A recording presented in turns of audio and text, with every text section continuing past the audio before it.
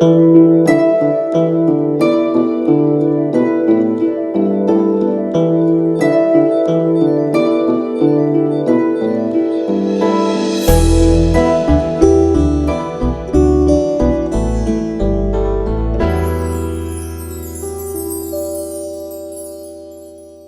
아마도 이제 기본적인 왜 전지전능을 할 때 어떻게 하냐, 그냥 이게 아무나 하는 게 아니에요.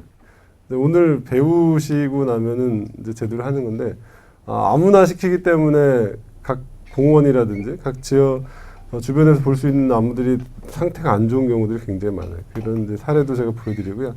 그래서 아마 실내에서 약 한 2시간에서 2시간 반 정도 말씀을 드리고, 바깥에 나가서 이게 이제 도구 준비가 좀 원활하진 않은 것 같은데, 제가 가져온 거 포함해서 이제 시범적으로 같이 이렇게 좀 해보도록 하겠습니다. 혹시 공지사항 나갔다고 그러는데 개인별로 혹시 전지가위를 준비하신 분이 있으신가요?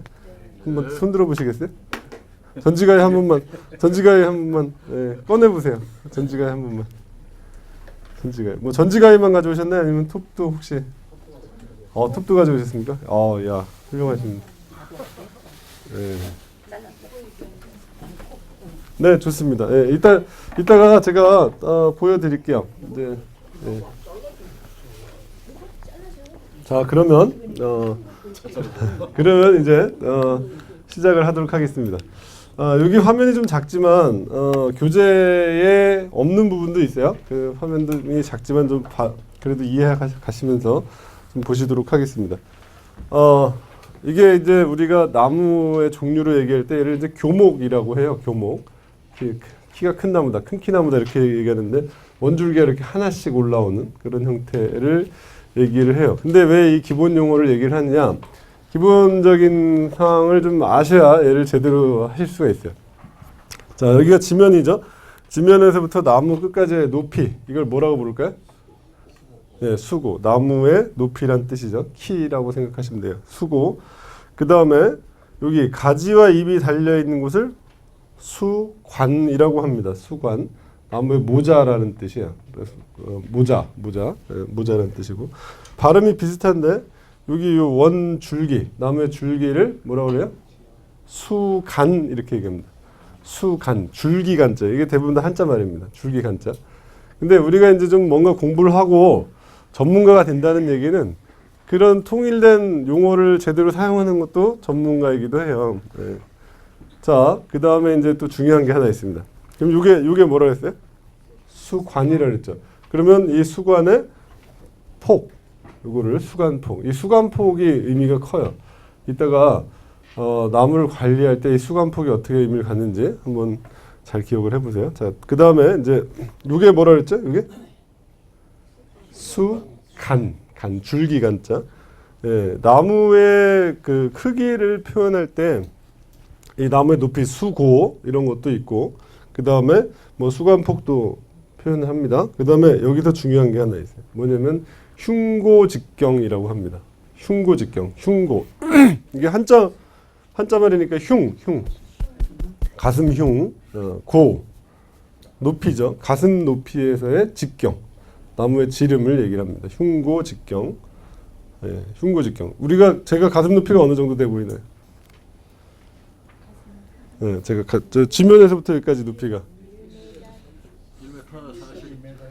2m요?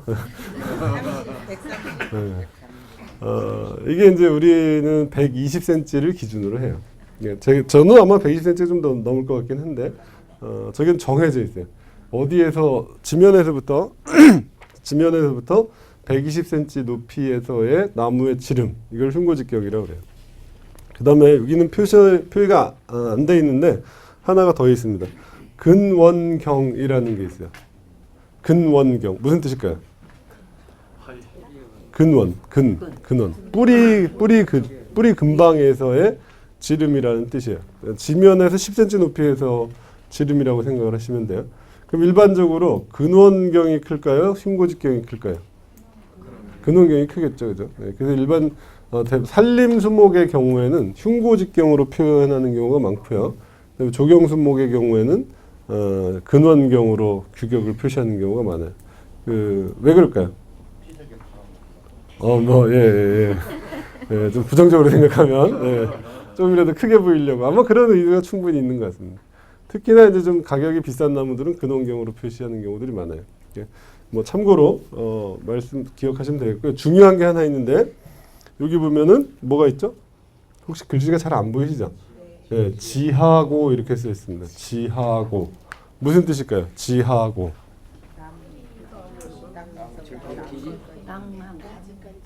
그렇죠. 저 지자가 땅 지자는 아닐 거예요, 그죠? 예, 지하자는 아래 하자일 테고요, 그죠? 그러니까 지하고 가지 아래의 높이란 뜻이에요. 그러니까 지면에서부터 첫 번째까지의 가지까지의 높이. 이게 지하고가 그런 거예요. 그러면은 예를 들어서 이런 거죠. 내가 이 나무를 그늘을 만드는 나무로 쓰려고 한다. 그럼 지하고가 낮아야 될까요? 높아야 될까요? 지하고. 예를 들어 지하고가 이렇게 지면까지 내려오면 이게 그늘로 쓸 수가 있어요? 없어요? 없겠죠. 그러니까 최소한 누가 들어갈 수 있게? 사람이 들어갈 수 있을 정도 높이는 지하고가 돼야 되겠죠. 반대로 생울타리로 써야 되겠다. 생울타리다. 뭔가 가려줘야 되겠다. 그럼 지하고가 어떻게 됩니까?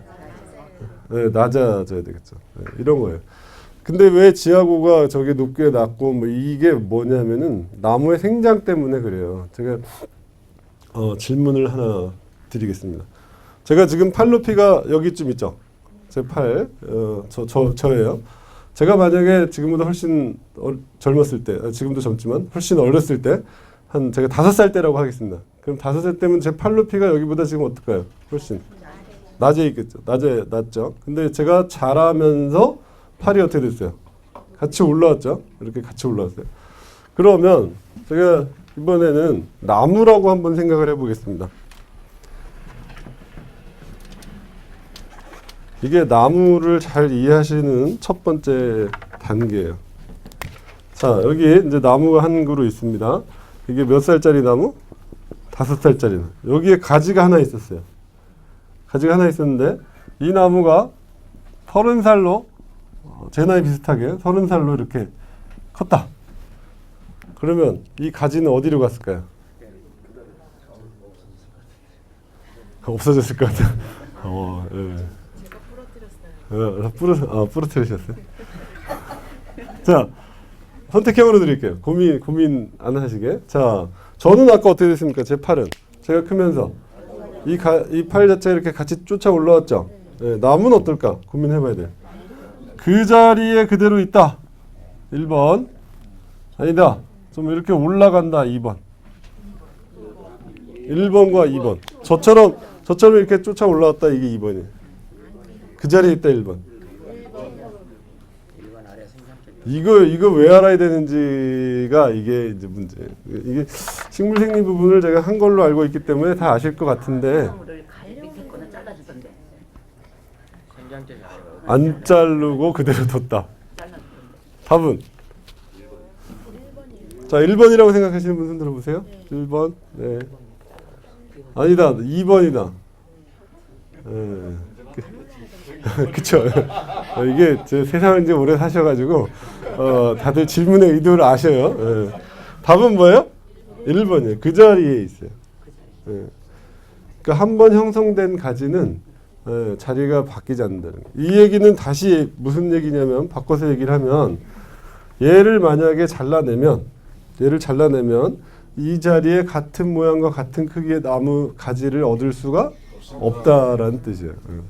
그래서 전정을 하실 때 굉장히 주의를 하셔야 되는 이유가 그거예요. 가지 한번 잘라내면은 다시 그 자리에 받을 수 있다 없다? 받을 수 있어요. 받을 수 있는데 똑같은 모양과 똑같은 크기의 가지를 얻을 수가 없어요. 경우에 따라서는 아예 못 얻을 수도 있고요. 소나무는 없어요. 자, 그게 수종에 따라 차이가 있지만 기본적으로 수목 생장의 차이 때문에 그래요. 나무는 자라는 방식이 겉에다가 살을 붙여 나가는 거다 이렇게 생각하시면 됩니다. 우리는 온몸이 같이 드러나잖아요. 그게 아니라 나무가 자라는 건 이렇게 자라는 거예요. 겉에다 살을 붙여요. 이렇게 붙여요. 그러다가 가지가 생겼다는 것은 그때 어느 순간에 거기에 가지가 이만큼 생긴 거예요. 그래서 이렇게 자라갑니다. 계속 이렇게 자라는 거예요. 그러니까 이 가지를 없앤다는 얘기는 이 자리에 똑같은 크기와 똑같은 모양의 가지를 만들 수가 없다라는 뜻입니다. 이게 이것만 이해하셔도 아주 큰 차이를 이해하신 거예요. 예. 배우시면 돼요. 네, 가겠습니다. 이제 수관형이라는 게 있는데 나무가 이루는 모양을 얘기하는 거예요. 수관형. 그래서 기본적으로 이제 크게 세 가지를 얘기합니다. 원추형, 뭐 구형, 그 다음에 원주형 이렇게 얘기해요. 원추 우리말로 바꾸면 원뿔 모양, 원뿔. 그 다음에 구형은 뭐죠? 공 모양. 그 다음에 원주형, 기둥, 원기둥 모양. 얘는 위로 갈수록 좁아지는 거고요. 얘는 가운데가 제일 넓은 거고, 얘는 어때요? 아래 위가 거의 비슷하게 기둥 이렇게 똑같이 되는 거. 나무 종류를 지난번에 좀 가르쳐 드렸으니까 기대를 하면서 질문을 한번 해보면 원추형 어떤 게 있을까요? 원추형 어떤 나무들이 있을까요? 그렇죠. 메타세콰이어. 예. 주목은 원추형이 아니에요. 소나무도 원추형이 아니에요. 예. 전나무, 뭐 가문비나무 이런 것들이 원추형이고 잣나무도 원추형이 아니에요. 예. 걔네들은 다 구형입니다. 구형. 주목이 구형이에요. 좀 동의하시기 어려울 수 있는데 주목 여기서 얘기하는 고유수형 얘기예요. 그러니까 자기 혼자 전쟁을 안 하고 자기 혼자 잘 살게 두면 구형이 되는 거예요. 근데 우리가 보는 주목들은 대부분 원추형들이 많아요. 왜 그럴까요? 전정을 해서 만든 거죠. 예, 전정을 해서 만든 거예요. 그 얘기는 두 가지를 의미합니다. 한 가지는 주목이 전정이 잘 된다라는 거죠. 예. 한 가지는 뭐 우리가 쉽게 주변에서 잘 자란다는 뜻이고요. 자, 대부분의 수목들이 어떤 형태를 나타내요? 구형을 나타내는. 자, 원주형이 이렇게 많지 않아요. 요즘 예전에는 원주형들이 뭐 길가에서 썼던 이태리 포플라라든지 뭐 미루나무라든지 이런 것들이 많았는데 최근에 이제 스카이로켓이라는 뭐 품종, 향나무 종류의 품종 이 정도 외에는 그렇게 원주형이 많지는 않습니다. 그래서 원주형은 서양측백도 원주형이 아니에요. 서양측백도 사실은 구형에 가깝습니다. 그래서 기본적으로 이렇게 그 줄 맞춰서 심는 나무들이 있다면 저는 원주형이 있으면 좋은데 원주형 소재들이 그렇게 많지 않습니다. 요즘 뭐 은행나무 품종 중에 일부 그런 애들이 있고 뭐 그렇지만 많이 쓰이진 않아요. 자, 그런 것들이 있고요. 이제 여기는 좀 넘어가고 관련해서 이제 가지를 이따가 나가서 보시겠지만 가지를 보면 이렇게 되어 있습니다. 가지를 보면 일단 사진으로도 보여드릴게요. 이미 생리에서도 배우신 바와 같이 나무, 식물의 생장, 나무도 식물이에요. 풀도 식물이고 나무도 식물이잖아요. 식물의 생장은 어디에서 이어지냐면 생장점이라는 것이 있어요. 생장점. 끝으로 봤을 때 생장점이 있어요. 우리가 흔히 눈이라고 그럽니다.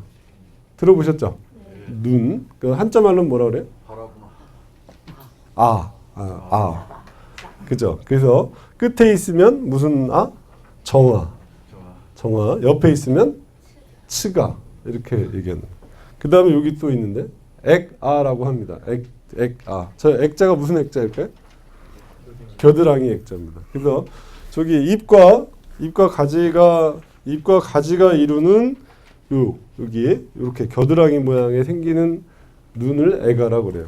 자, 저 치가 액아도 결국 뭐 중에 하나냐면 치가 중에 하나예요. 치가 중에 하나예요. 근데 아까도 말씀드린 바와 같이 이게 중요해요. 올해 가지가 여기까지 자랐죠. 올해 가지가 여기까지 자랐으면 내년에는 요 사이는 움직이지를 않아요. 어디서 새살이 형성돼요? 여기서만 새살이 형성되는 거예요. 이렇게 여기만 늘어나. 그럼 올해 같은 기간 해에는 요 사이가 자라면서 늘어날 수가 있어요. 근데 1년이 지났어요. 그러고 나면 이 사이는 절대로 늘어나지 않는다는 거예요. 요 다음에 생장이 이렇게 연결되는. 이거를 아셔야 돼요. 이걸 아셔야지 이제 전정의 기본이 되는 거예요. 되셨죠? 네. 이제 뒤에서 사진을 제가 보여드릴게요. 자, 여기서는 근데 조금 전에는 얘를 보면서 뭐라고 불렀냐면 정화, 치가, 애가 이렇게 불렀죠. 근데 여기는 사진을 이렇게 놓고 뭐라 그랬냐면 동화 이렇게 써놨어요. 이게 무슨 차이일까요? 자, 여기서는 같이 보면서 이게 지금 화면이 안 돼서 자, 잘 보시면 옆에 있는 눈을 뭐라고 불렀어요? 치가 이랬죠. 근데 얘도 어디 있어요? 옆에 있죠. 근데 뭐라고 불렀어요? 동화. 뭐가 차이가 있죠? 네, 이건 겨울눈, 동화. 뭐 잘 보셨어요. 네. 어떤 분이 지금 이파리가 있냐, 뭐 그것도 잘 보셨어요. 이게 뭐냐면 같은 걸 보면서 부르는 이름이 다른 거예요. 저는 여기서 저를 만났으니까 저를 뭐라고 부르실까요? 뭐 교수님 이렇게 부르겠죠. 동네에서 제가 추리닝 입고 나와서 이렇게 운동하고 있다 만나면 그렇군요. 같은데 달리 부른단 말이에요. 그죠? 이게 그런 거예요. 자, 요 용어는 한번 같이 써가면서 한번 보시겠습니다. 자, 같은 눈인데 다시 생장점이에요. 생장점인데 겨울을 넘기고 생장을 시작하기 때문에 뭐라고 부르냐면 동화라고 불러요. 겨울을 넘기기 때문에 동화. 근데 그 눈이, 얘도 눈이에요. 그 눈이 뭘 만드냐? 생장을 시작해서 뭘 만드냐에 따라 달리 불러요. 뭘 만드냐면 잎을 만든다 그러면은 잎눈이라고 불러요. 그러니까 여바라 그러겠죠. 그럼 꽃을 만들면 꽃눈. 네, 꽃화자를 써서. 이거 잘 아셔야 돼요. 근데 전정을 하려면 이걸 구분하셔야 돼요. 자, 둘 다 만드는 경우도 있어요. 그런 걸 뭐라고 부를까요? 혼합아, 복합눈 이렇게 부릅니다. 자, 그런데 얘네들이 어디에 달리느냐, 위치에 따라서 달리 불러요. 옆에 달리면 뭐라고 불러요? 치가. 끝에 달리면 정화. 혹은 겨드랑이 부분에 달리면 애가. 이렇게 불러요. 그러니까 얘네들이 같은 걸 바라보는데 관점에 따라서 달리 부른다는 뜻입니다. 자, 맨 앞에 동화가 있었죠. 동화가 있으면 뭐가 있을까요? 아까 동자가 겨울동이라고 했으니까. 네, 1년이 4계절이잖아요. 네. 춘하, 추동이 다 있는 게 아니라 동화가 있고 뭐가 있냐면 하가 있어요.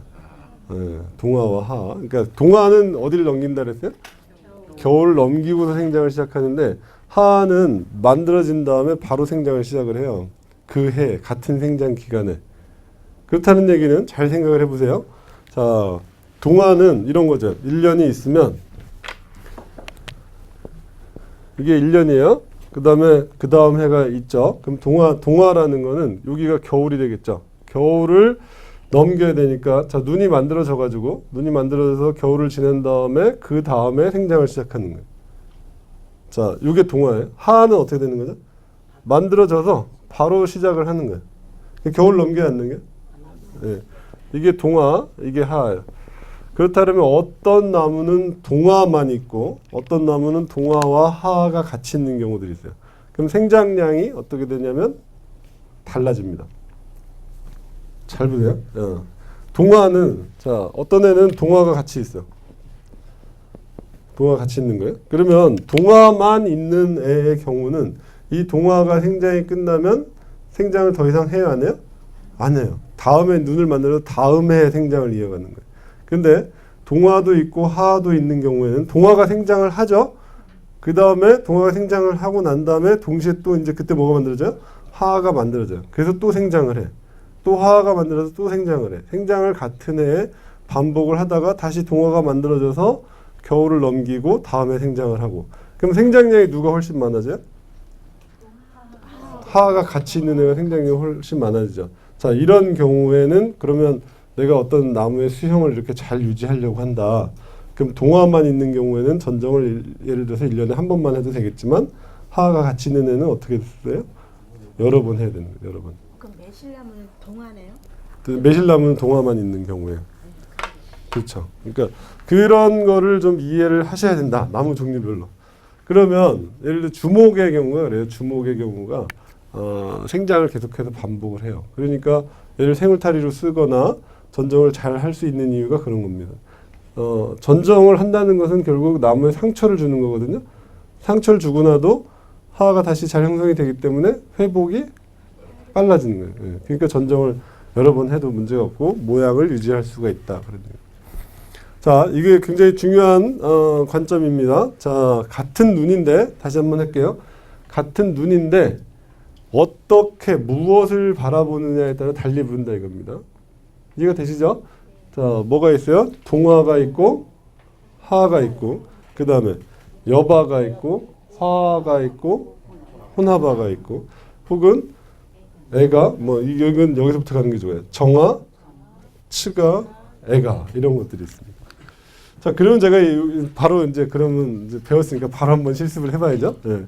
저거 갖고 한번 얘기를 해보죠. 얘가 이렇게 자랐다는 뜻이에요. 이렇게 자랐다는 뜻이에요. 이렇게. 그럼 이걸 보고 부를 수 있는 이름을 한번 다 불러보죠. 네. 동화라고 하신 분. 동화. 왜 동화죠? 그쵸. 눈치가 빠르세요. 입이 떨어졌어요. 그죠? 네, 그러니까 분명히 겨울일 거예요. 그러니까 동화. 겨울을 넘겼다는 의미에서 동화. 그 다음에 정화. 어디에 달려있어요? 끝에 달려있어요. 정화. 그 다음에 그게 끝인가요? 이렇게 자랐다 그랬으니까.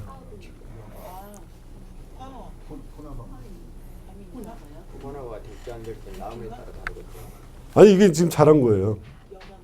이게 사진이 뭐 불분명하다고 그러면 할 말은 없는데, 네. 여기 뒤에 보시면 입이잖아요, 그죠? 네, 이게 입자래요. 그럼 뭐라고 불러야 될까요? 여바입니다. 여바. 하나를 보면서 여러 가지를 얘기를 할 수가 있어요. 이게 이제 왜 이런 얘기를 하게 되냐면 나중에 가만히 생각을 해보시면, 만약에 내가 이 나무에 꽃을 보고 싶은데 화를 잘라버려.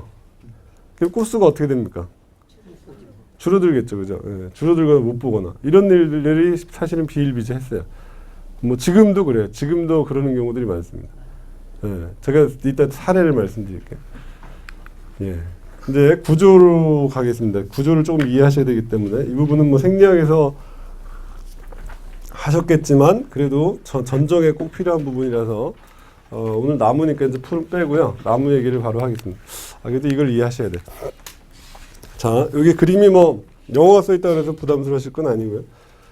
식물의 줄기 내부를 들여다보면 이렇게 된다는 뜻인데 그 안에 우리 예전에 국민학교 다닐 때 배웠던 것들이 있습니다. 안에 뭐가 있냐면 물관이라는 게 있어요. 들어보셨죠? 네, 그 다음 뭐가 있을까요? 물관? 채관. 물관, 채관. 예전에는 뭐 수관 이렇게도 했어요. 그 사이에 부름켜가 있습니다. 부름켜. 실제로는 그림상으로는 이렇게 그리지만 실제로 식물의 세포를 보면 이렇게 생긴 거예요. 여러 개의 세포들이 모이는 거예요. 그러니까 여기 물관 세포들이 모여 있는 거고 여기 채관 세포들이 모여 있고 이 사이에 형성층이라는 게 있어요. 무슨 층? 형성층. 부름켜라고 하는 거예요. 여기 앞에 기본적인 내용들은 제가 교재에 안 실었습니다. 이거는 그냥 같이 보시고 그 다음에 기술적인 것만 뒤에 실었어요. 자, 다시 한번 여기 무슨 관? 물관. 바깥쪽이 채관. 요 가운데가 형성층. 부름켜라고 하는 형성층. 뭔가를 형성한다, 만든다 이런 뜻이에요. 예, 이게 예전에 기억을 되살려 보자고요. 이게 나는 이거 오늘 처음 배웠는데 그러면 다 거짓말이에요. 옛날에 다 배우셨어요. 다 잊어버리셨을 뿐이야. 자, 저 부름켜가 안쪽으로는 뭘 만드냐면 물관을 만들어요. 얘가 안쪽으로는 물관을 만들고 바깥쪽으로는 채관을 만드는 거예요. 자, 근데 나무는 이렇게 생겼어요. 이렇게. 여기서 형성층이 어디냐? 여기서 형성층이 물관과 채관을 만드는 형성층이 여기예요. 이 색깔이 좀 다르죠? 네, 여기가 형성층이라고 보시면 돼요. 그럼 이 안쪽은 전부 다 뭐란 뜻이죠?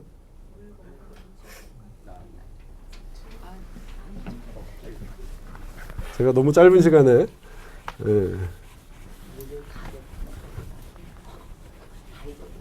네, 괜찮아요. 근데 오늘 이제 다시 기억하셔야 돼요. 이거 기억하셔야 돼요. 자, 제가 선을 하나 그렸습니다. 이 전정을 하려면 이걸 꼭 아셔야 돼요. 이걸 모르시면 이걸 모르기 때문에 전정이 다 잘못돼가지고 나무들이 주변에 있는 나무들이 건강하지 않은 게 바로 그래서 그래요. 제가 그 산림교육원에서 그 녹지관리원들 매년 교육을 하는데 매년 이거 해요. 매년 그 뭐 혹시 여기도 혹시 계실지 모르겠는데 들어보신 분이 자 이게 뭐라고요? 지금 제가 뭘 그렸어요? 이게 형성층 부름켜라고 하는 거. 얘가 형성층이 안쪽으로는 물관을 만들고요, 바깥쪽으로는 체관을 만들어요. 이게 이제 이게 관점이에요. 이거를 잘 아셔야 돼요. 여기 그러면 이 안쪽은 전부 다 뭐란 뜻이죠? 물관이란 뜻이에요. 물관. 그러면 가장 최근에 만들어진 게 제가 여기다 1번, 2번 썼습니다. 1번과 2번 중에 누가 최근에 만들어진 거죠? 누가 최근에 만들어진 거예요? 2번이에요. 그죠? 네, 2번. 그러면 이 얘기는 무슨 얘기냐면 이 형성층이 안에서부터 이렇게 만들고 나왔다는 뜻이에요. 이렇게 만들면서 나온다는 뜻이에요. 자, 이제 3번과 4번. 여기 3번, 4번이에요. 3번, 4번 중에는 누가 최근에 만들어진 거죠? 3번에 최근에 만들어진 거예요. 4번이 오래된 거예요. 네. 자, 그런데 제가 마이크 없이 좀 할게요. 이제 제가 손이 필요해서. 자, 제 손이 형성층이라고 하겠습니다. 부름큐라고 할게요. 그러면 얘가 안쪽으로는 뭘 만들어요? 다시 물관을 만들어요. 바깥쪽으로는 체관. 그러면 얘가 안쪽으로 만드니까 여기 뭐가 생겼겠죠? 그러니까 이 형성층이 이 자리에 있을 수가 있어요, 없어요? 다 제 배 보지 마시고 제 생각을 하세요. 어떻게 돼요? 여기 뭐가 생겼죠? 그러니까 이 형성층이 어떻게 될 수밖에 없어요? 바깥으로 이렇게 밀려나와요. 계속 밀려나와요. 나무가 커지잖아요. 밀려나와요. 자, 다시. 그런데 얘가 그럼 이 자리에 있을 수 없다는 얘기죠. 이렇게 만들고 나왔다는 뜻이에요. 이 얘기부터 할게요. 그래서 이게 나이테가 생기는 거죠. 그래서 나이테가 생기는 거예요.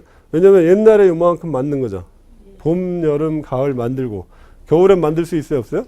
없어요. 그러니까 쉬고 그럼 물질만 축적이 돼서 경계가 생겨요.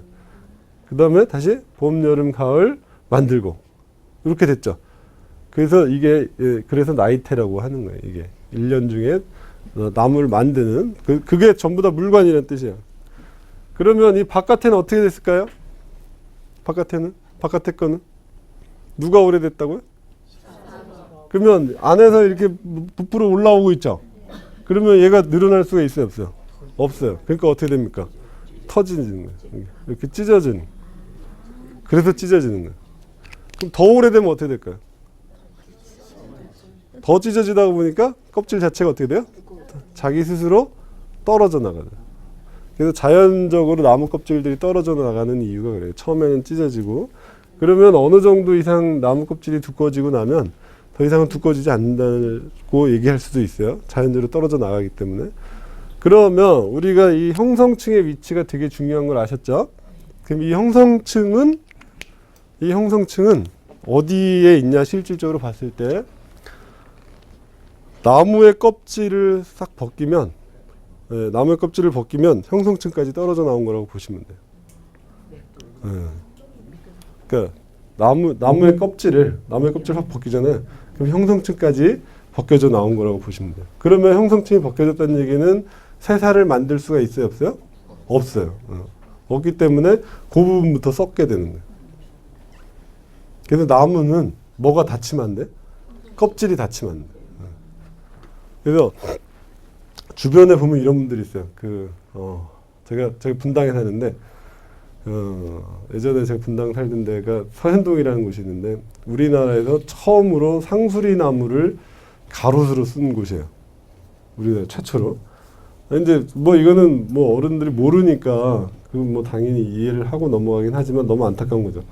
어떻게 되냐면 가을이 되면은 2단 옆차기 도토리 좀 더 달라고 그걸 넘어서서 옆에 이제 보도블록 주워가지고 돌멩이를 두드려요.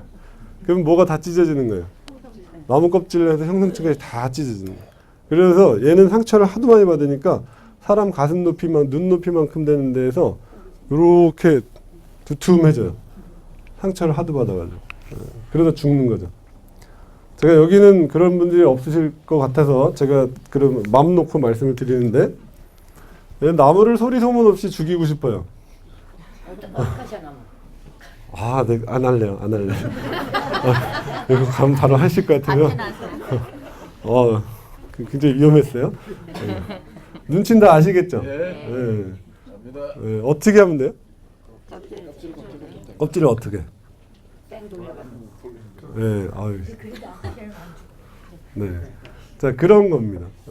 그래서 나무의 생명은 어디에서 연결된다라고 보시면 돼요? 나무 껍질에서 형성되는 거라고 보시면 돼요. 그렇다는 이 얘기를 왜 말씀드리냐? 전정을 한다는 거는 잘 보세요. 제가 또 나무라고 하겠습니다. 잘 보시면 이게 가지예요. 그러면 이 가지를 이렇게 잘랐다는 얘기는 뭘 자른 거랑 똑같아요? 나무 껍질은 이렇게 연결돼 있을 거 아니에요. 그렇죠? 그럼 여기서 잘랐다는 얘기는 이만큼은 껍질을 도려낸 거랑 똑같아요. 그렇죠? 그러니까 상처가 회복될 시간을 줘야 되고 뭔가 조치를 해줘야 되고 상처 크기를 적게 해줘야 되고 그런 얘기가 그런 거예요. 그러니까 전정은 제일 좋은 전정이 뭐냐? 저는 이렇게 얘기를 해요. 제일 좋은 전정은 전정을 안 하는 게 제일 좋은 전정이에요.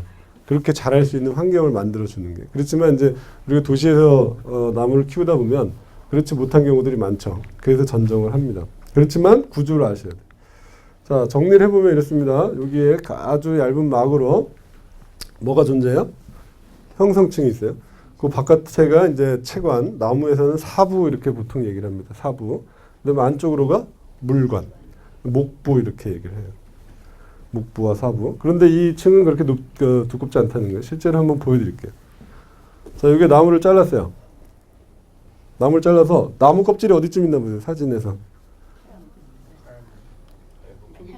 여기 보이죠? 여기 나무 껍질 일부 떨어져 나왔기 때문에 여기가 그러니까 뭐예요? 형성층이에요. 형성층. 그러니까 실제로는 나무 껍질에서 형성층까지는 굉장히 얇다는 걸 알 수 있어요. 그러면 이 안쪽에 이렇게 하얗게 돼 있고 이렇게 색깔이 진한 데가 있죠. 이 차이는 뭘까요? 그죠? 예, 예. 지금 다들 눈치를 채고 계세요. 여기가 형성층이라고 했으니까 이 안쪽은 전부 다 뭐죠? 물관이에요. 물관. 전부 다 물관이에요. 근데 안에서부터 만들고 나왔죠. 그러니까 얘는 어떻게 된 거예요? 오래된 물관. 여기가 최근에 된 물관.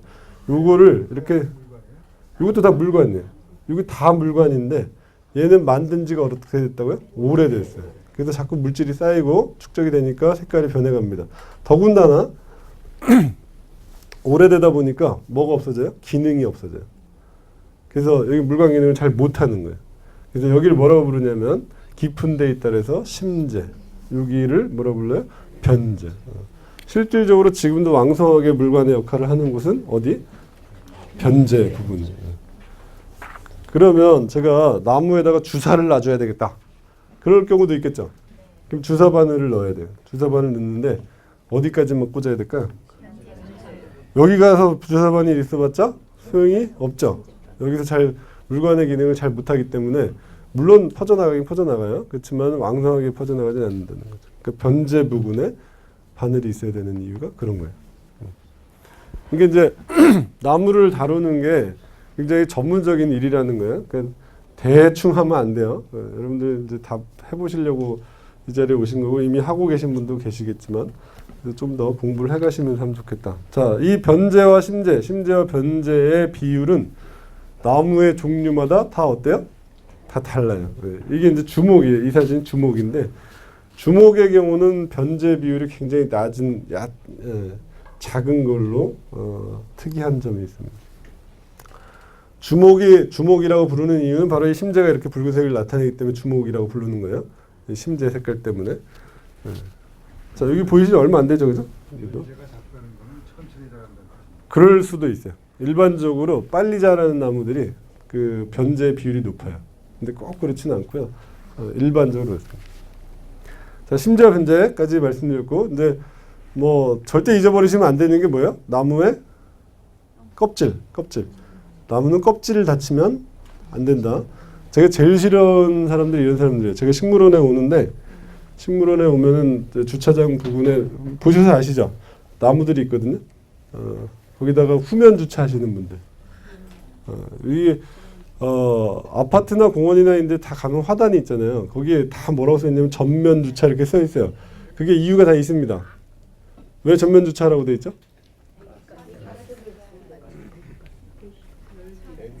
중요한 게 가스보다도 뭐냐면 열이에요. 열. 배기에서 나오는 열 있잖아요. 그 나무 식물들이 보통 45도가 넘어가면 위험해요. 근데 배기가스 몇백 도 되잖아요. 그걸 엉덩이를 나무에다 바로 대고 있단 말이에요. 그러면 나무 죽으라고 하는 거랑 똑같아요. 그러니까 뭐 몰라서 그랬으니까. 그렇지만 이제 저한테 강의를 들으신 여러분들께서는 주변에 화단이 있다. 그럼 항상 어떻게 하신다? 전면 주차해야 되는 이유가 그런 겁니다. 예. 자, 별 얘기를 다 해요. 예. 자, 줄기에 대해서 뭐 여러 가지가 얘기가 있는데 좀 더 넘어가고요. 근데 전정을 하는데 이런 것들을 알아야 되는 이유가 바로 이제 생장 관계를 알아야지만 전정을 제대로 할 수 있다 이런 뜻입니다. 자, 이제 뿌리의 분포에 대해서 얘기를 해보려고 했는데요.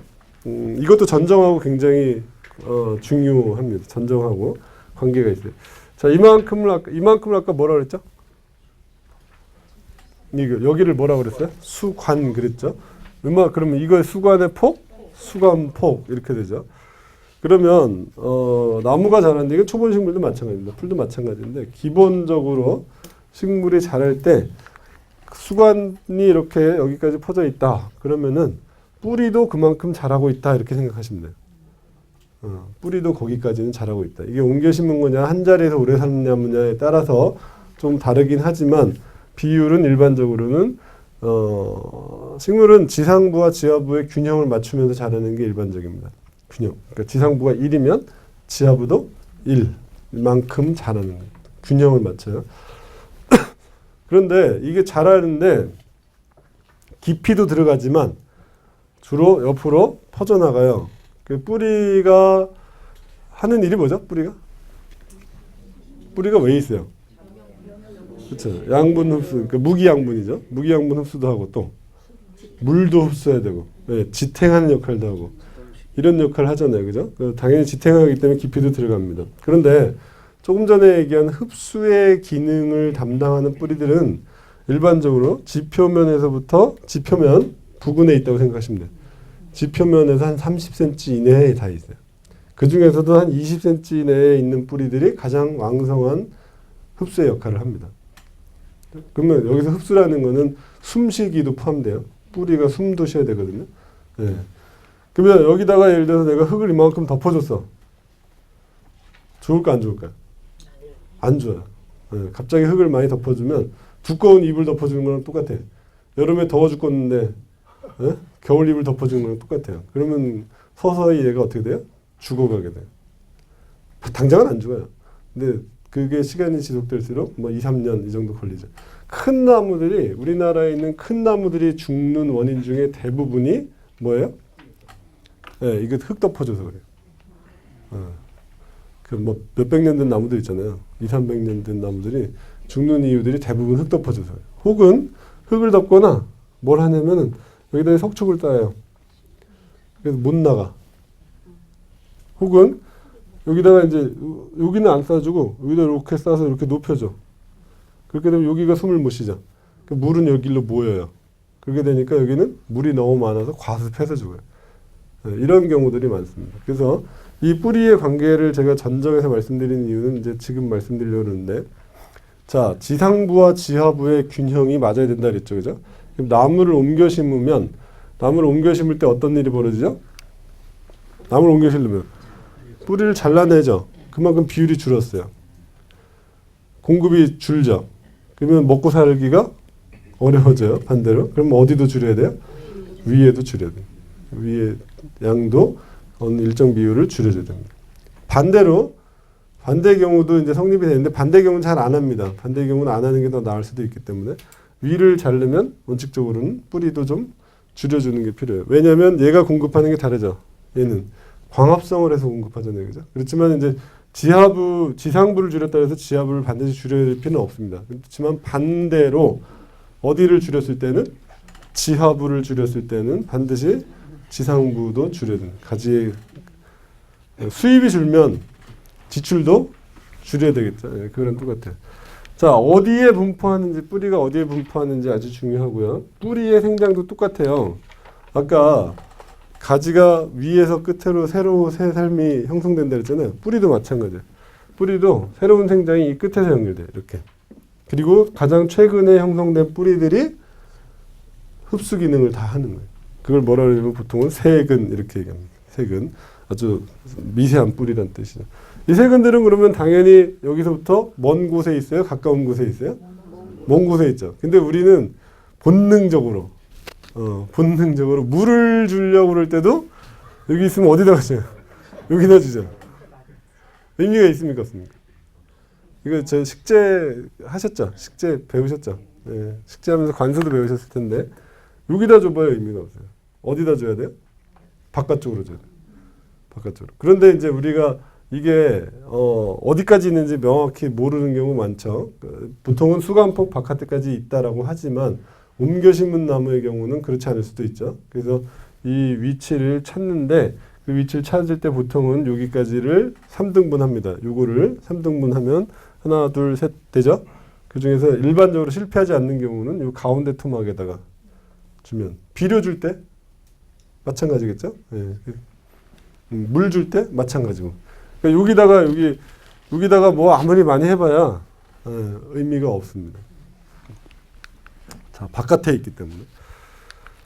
자, 수목의 기본에 대해서 말씀드렸고요. 그 다음에 이거는 지난번에 정원 수목 설명하면서 잠깐 말씀을 드렸었는데 나무는 뭐를 비교해야 되겠다? 제목이 뭐예요? 내음성. 무슨 뜻이죠? 내음성. 음자는 그늘이란 뜻이에요. 그늘을 견디는 정도.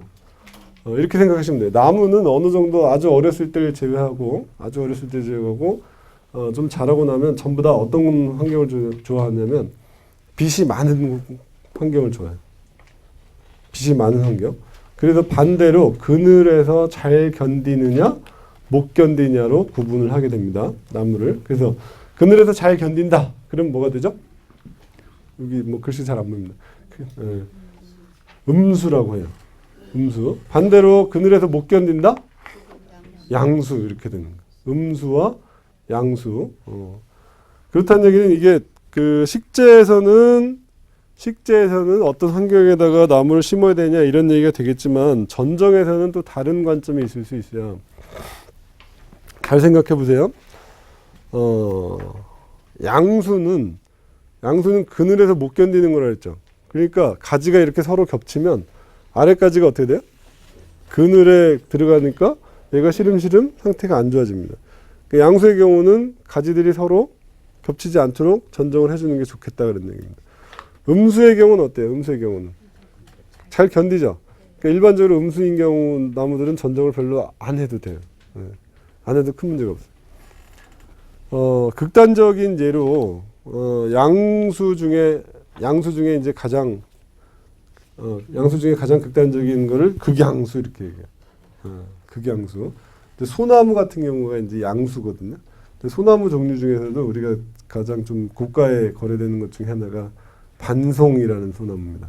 반송 이렇게 동그랗게 되는 거예요. 이 반송의 경우는 거의 극양수예요. 그래서 아래가지가 위가지랑 겹치게 되면 아래가지가 어떻게 돼요? 죽어요. 그래서 소나무 전정할 때는 항상 가지를 이렇게 옆으로 이렇게 두 개씩 이렇게 벌리게 됩니다. 그러니까 나무의 습성에 따라서도 뭔가 조치를 해줘야 되는 일들이 다를 수 있다. 지난번에 정원수목 얘기할 때 말씀드렸었는데 혹시 나중에 나무를 키우는 거에 관심이 있으신 분이 있다면은 저는 이제 음수 중에서 꽃이 잘 피고 또 뭐랄까 도시 환경에서 잘 견디는 나무들을 좀 찾을 수 있다 그러면은 아마 좀 괜찮지 않을까 이런 생각을 합니다. 그 얘기는 뭐 지난번에 했으니까 넘어가고요. 네, 여기까지가 이제 나무에 대한 기본적인 성질을 다시 한번 점검을 해봤고요. 이제